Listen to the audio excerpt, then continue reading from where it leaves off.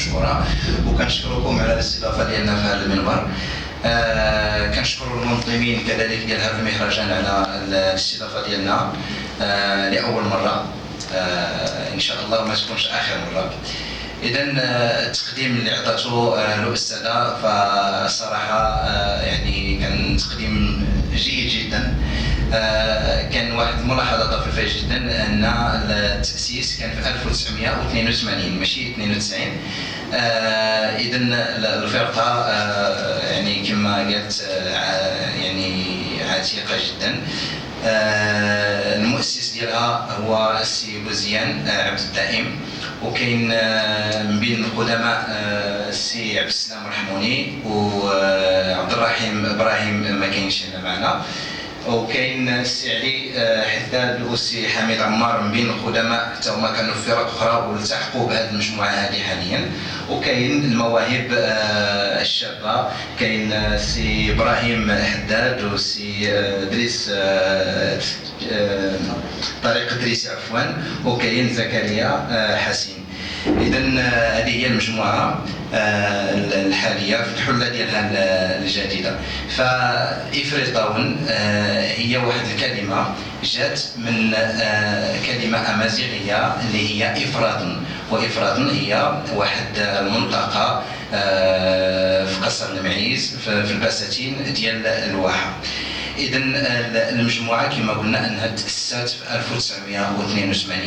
1982، وفي ذيك الوقت كان يعني عرفات في الحقيقه في الاواخر ديال الثمانينات والاوائل ديال التسعينات واحد المستوى كبير جدا محليا واقليميا وحتى جهويا، وكان الصوت ديالها تعرف حتى وطنيا لانها كانت شاركت واحد الوقت في ذاك في واحد البرنامج كان سميتو الوقت الثالث ديك الساعه.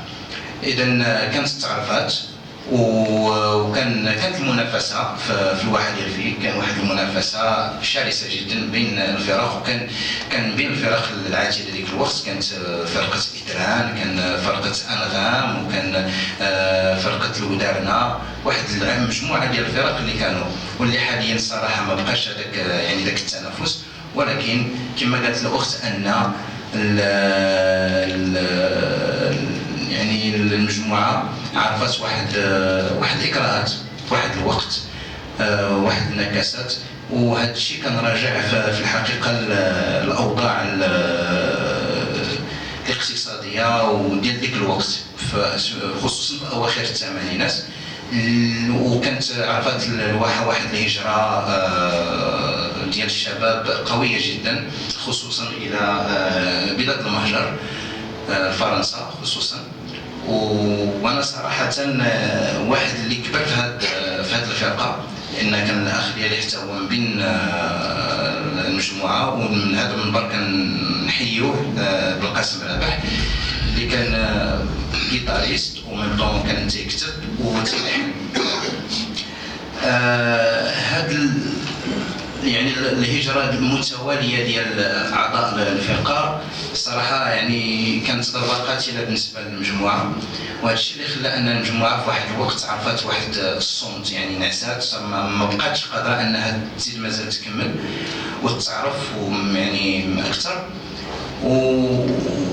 وبدينا هذه تقريبا واحد 8 سنين في الحقيقه اللي بدينا كنشتغلوا على هذه المساله هذه، لان فيكيك دابا حاليا عندها مؤهلات، كاين سورتو في هذه العشر سنوات الاخيره كاين مؤسسات وخصوصا مركز استقبال ومركز تقويض قدرات الشباب والطفوله اللي من هذا المنبر كذلك كنحيوا المديره ديالها، وكنحيوا كذلك الناس ديال المجلس البلدي اللي قايمين على هذه المساله هذه، وكذلك جمعيه شبكه شباب الفيجيج اللي احتضنت فعليا هذه المجموعه هذه، وبقات معها تخدم وخدمات على التجهيز ديال الفرقه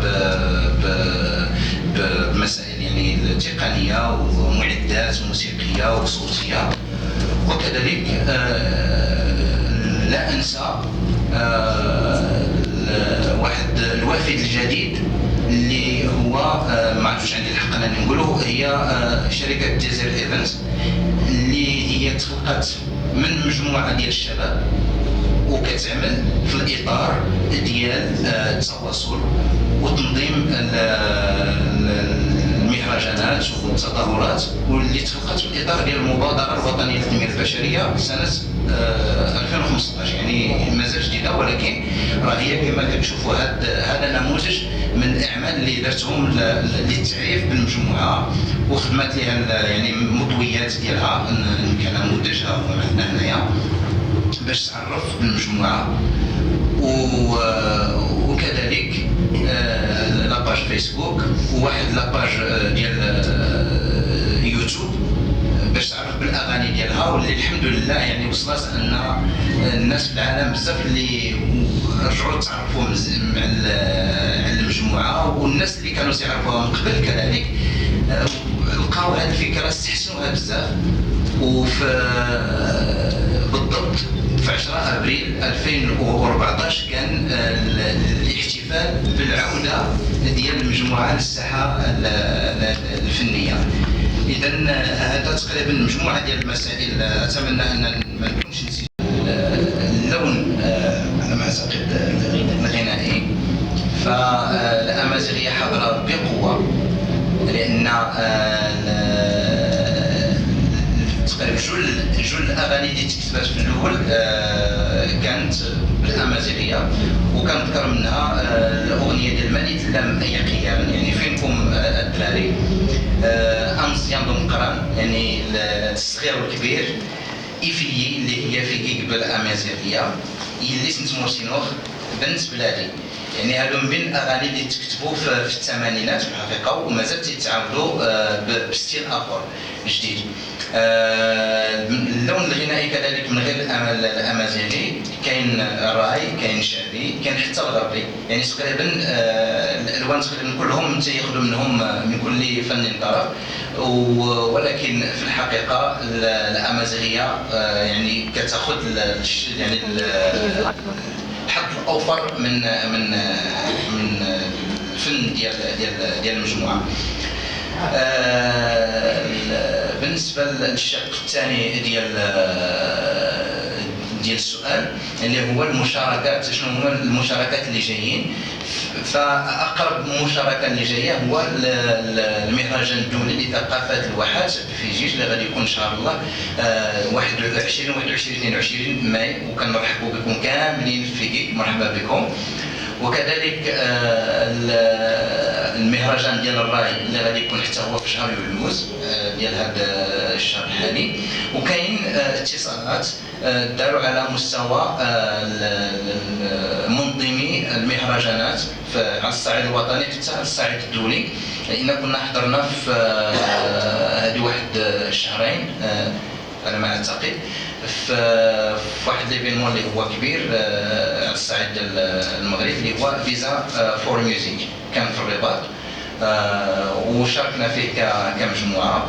وفي ديك الساعات يعني الاتصال بواحد المجموعه ديال منظمي المهرجانات، ونتمنى ان شاء الله احنا ربطنا اتصالات معهم، وحنا خدامين على هذه المساله هذه ان شاء الله، وغادي ولاباج ديالنا غادي يكون فيها ان شاء الله الجديد ديال داك الشيء فين غادي نكونوا يعني في المراحل القابله ان شاء الله المقبله ان شاء الله. شكرا، بالتوفيق ان شاء الله.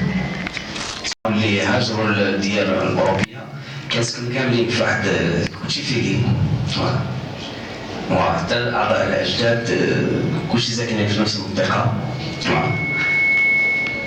السؤال الثاني الاغاني مستقبلا، كاين اغاني بالامازيغيه، كاين كتاب اللي كاتبين لنا كلمات وان شاء الله غادي نلحنوهم. بغيت نعرف التيمات اللي البيئه، الكلمات كتهضر على البيئه، تهضر على كاين واحد الاغنيه جديده مازال ما خدمناها، من الكلمات موجودين كتهضر على هذا الوقت لي بورطابل، على هذا الانترنت العولمه باللغه الامازيغيه ان شاء الله. الدعم، فالدعم الحمد لله موجود من جميع الجوانب. اول حاجه اللي ذكرتها هو المؤسسه اللي فين حاليا فين كاين المقر ديال المجموعه اللي هو واحد المركز ديال الشباب، تقويه قدرات الشباب والطفوله. عطيهم واحد بحال هذا الشكل، هذا قاعه كبيره تبارك الله. وكذلك كما قلت ذكرت ان من بين المدعمين هي شبكه شباب في جيش، اللي في واحد الاطار ديال شراكه مع وكاله الجهه الشرقيه والمجلس البلدي شراو واحد تجهيزات موسيقيه وصوتيه